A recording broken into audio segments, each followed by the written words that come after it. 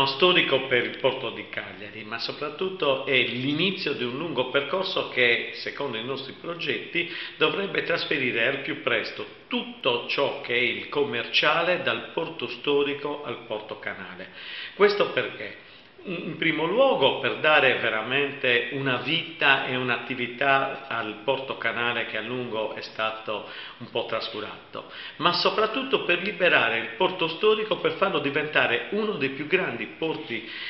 turistici del Mediterraneo, quindi un porto che accoglierà non solo le navi da diporto classiche, ma i grandi yacht, le crociere e naturalmente speriamo anche di rivitalizzare al più presto la flotta pescherecci. Stamattina stiamo trasferendo un'enormità di attrezzature, soprattutto con gru estremamente pesanti, estremamente delicate, dal porto,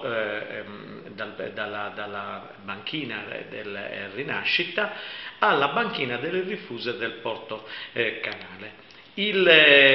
La banchina attuale, la banchina Rinascita, rimarrà libera per poter immediatamente costruire il terminal crociere, come già previsto da contratto, da parte dei nostri, interamente pagato dai nostri concessionari, per accogliere da oggi in poi tutte le navi da crociere e i crocieristi. Teniamo conto che nel progetto e nel contratto è previsto in tempi brevissimi l'inizio dell'on port, cioè